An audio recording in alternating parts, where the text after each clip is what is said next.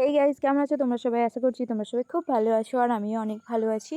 তো অনেক দিন থেকেই শুনছিলাম বা দেখছিলাম ফোনেতে যে একটা নকল তারাপীঠ হয়েছে, মানে তারাপীঠের মতো সেম হয়েছে।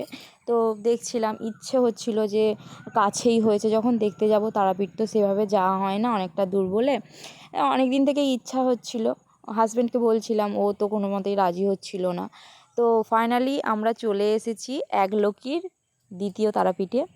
তো যে ওখানে পৌঁছে জানতে পারলাম যে আজকের দিনে নাকি 2 বছরে পা দিয়েছে। মানে আমরা জানতাম না, আমরা হুট করতে এসেছিলাম, এসে জানতে পারলাম যে আজকের দিনেই নাকি 2 বছরে পা দিয়েছে। তো তোমরা যদি কেউ আসতে চাও অবশ্যই আসতে পারো।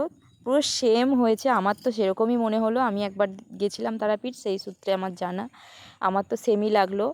তো তোমরা প্লিজ কমেন্ট করে জানিও সেম হয়েছে নাকি। আর আমি অনেকক্ষণ থেকে ওয়েট করার পরে, মানে প্রচুর ভিড়, অনেকক্ষণ থেকে ওয়েট করার পর ফাইনালি আমরা মন্দিরে প্রবেশ করলাম। তো তাও সামনে, খুব সামনে যেতে পারিনি, তাও মানে বাইরেটাই দেখাচ্ছি মন্দিরটা।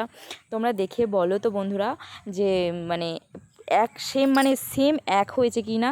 আমি পুরো একদম ওপর থেকে ফুল মানে জুম করে তুলে নিয়েছি। তো এই যে মন্দিরের ছবি, তোমরা দেখে অবশ্যই জানিও যে সেম নাকি। আর এই যে অনেকক্ষণ প্রতীক্ষা করার পর তারা